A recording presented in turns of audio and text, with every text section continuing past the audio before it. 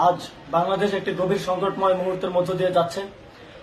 এখন পর্যন্ত আমাদের প্রাপ্ত খবর অনুযায়ী আওয়ামী লীগ, ছাত্রলীগ, যুবলীগের সন্ত্রাসীরা গুলি করে কুপিয়ে প্রায় 30-এর অধিক শিক্ষার ছাত্র জনতাকে হত্যা করেছে এবং দিন শেষ হতে হতে এই সংখ্যাটা কোথায় গিয়ে দাঁড়ায় আমরা জানি না।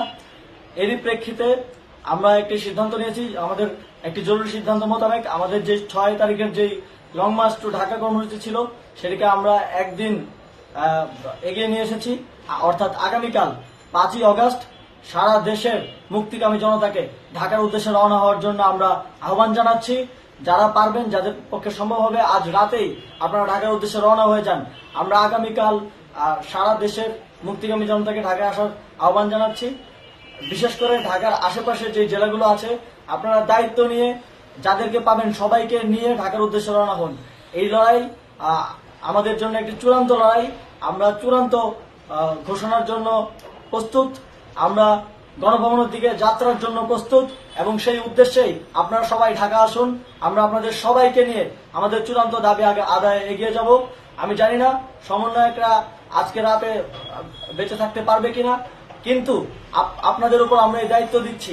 আপনারা সবাই নিজ দায়িত্বে ঢাকায় আসবেন আগামীকাল এবং পরশু পরিস্থিতি বিবেচনা করে পরশু গণভবনের দিকে 4 দিক থেকে আমরা রওনা হব।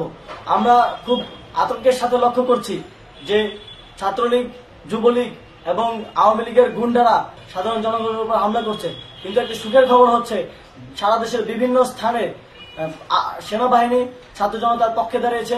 আমরা সেনাবাহিনীর প্রতি আহ্বান জানাতে চাই, আপনারা এদেশের নাগরিক এবং আপনারা এদেশের নিরাপত্তার দায়িত্বে আছেন, এদেশের জনগণের যানবাহনের নিরাপত্তার দায়িত্বে আছেন।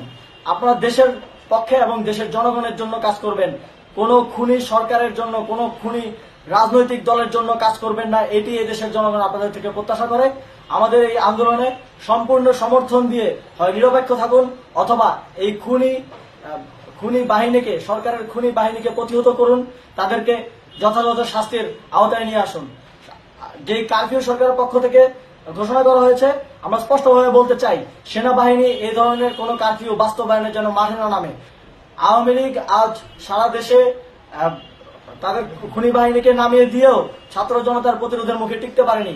রাজপথের পরাজিত শক্তি হিসেবে তারা সেনাবাহিনী সহ অন্যান্য বাহিনীকে আমাদের বিরুদ্ধে কাজে লাগানোর চেষ্টা করছে। এই চেষ্টাকে, এই ষড়যন্ত্রকে